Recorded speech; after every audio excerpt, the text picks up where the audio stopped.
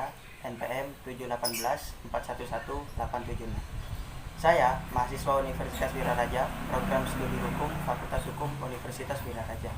Di sini saya akan mempresentasikan proposal yang saya buat tentang perlindungan hukum bagi anak yang mengalami kekerasan oleh orang tuanya akibat pembelajaran daring di saat pandemi COVID-19.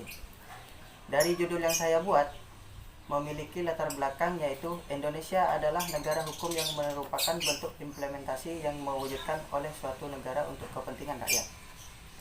Perundang-undangan menjadi landasan yang dapat melindungi setiap hak-hak dan kewajiban perorangan maupun badan hukum sehingga bentuk perlindungan terdapat dalam isi aturan yang ditetapkan oleh pemerintah. Di saat ini, pandemi seperti ini, Indonesia menjadi salah satu negara yang mengalami krisis perekonomiannya yang bisa dibilang sangat tinggi yang diakibatkan penyebaran COVID-19 yang sangat pesat, yang mengakibatkan setiap sekolah harus memerintahkan kepada semua siswanya untuk belajar dari rumah atau melalui via online.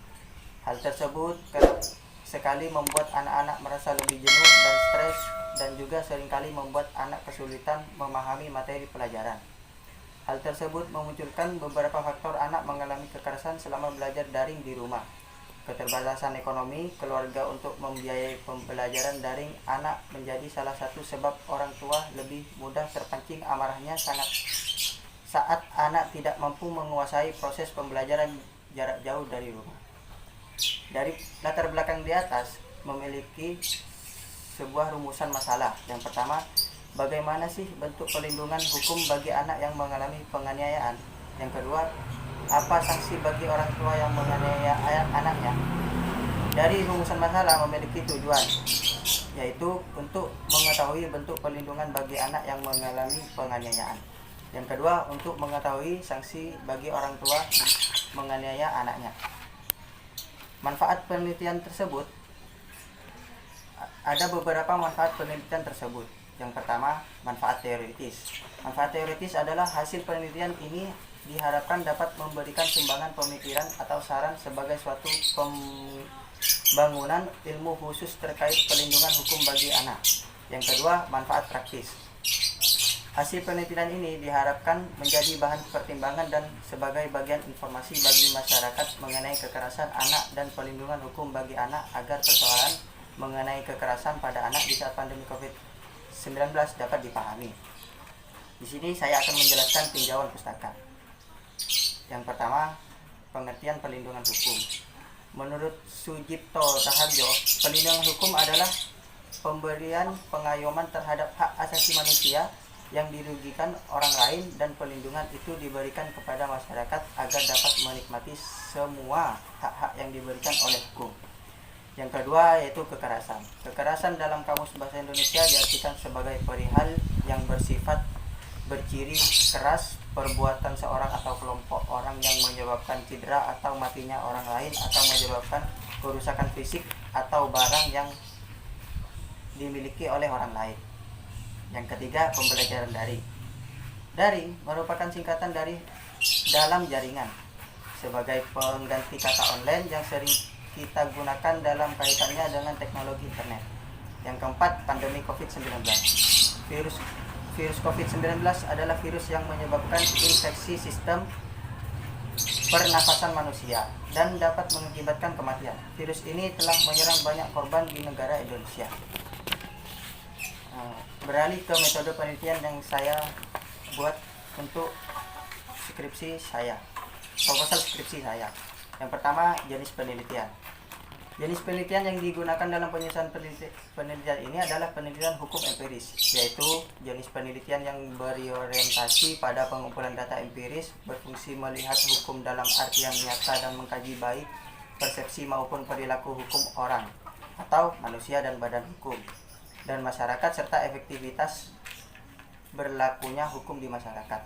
Yang kedua, data dan bahan hukum yang saya kumpulkan.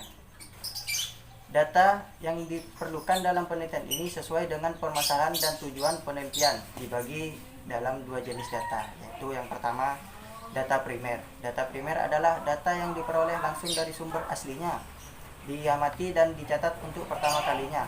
Dalam penelitian ini, data primer diperoleh dari lapangan melalui observasi dan wawancara tentang bagaimana sih pelindungan hukum terhadap anak yang mengalami kekerasan oleh orang tua akibat daring di masa pandemi.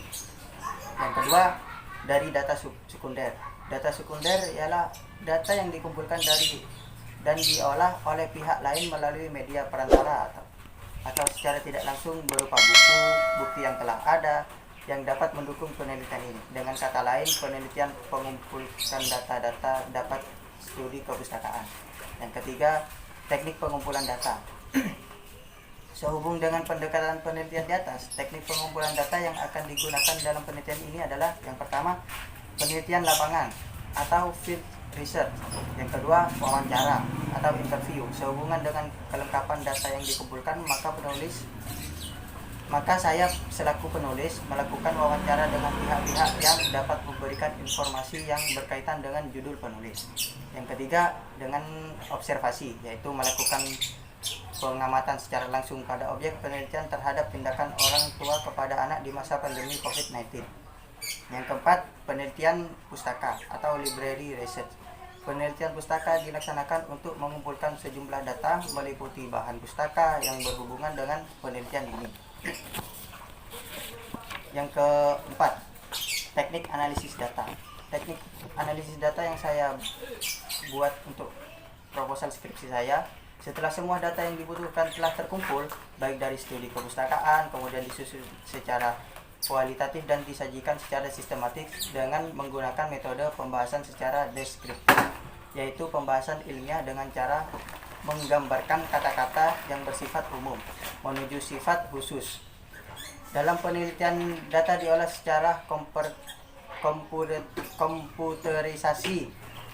Hal ini merupakan cara yang sangat efektif mengingat banyak program-program yang dapat membantu dalam menyusun data secara sistematif dengan laporan bab demi bab dan memudahkan menganalisis data dan memperoleh data. Data yang diperoleh dari data primer dan data sekunder akan diolah dan dianalisis secara kualitatif dan selanjutnya data tersebut disajikan secara deskriptif, yaitu menjelaskan sesuai dengan permasalahan yang erat kaitannya dengan penelitian ini. Demikian presentasi dari saya. Demikian presentasi proposal dari saya, proposal skripsi dari saya. Kurang lebihnya mohon maaf. Assalamualaikum warahmatullahi wabarakatuh.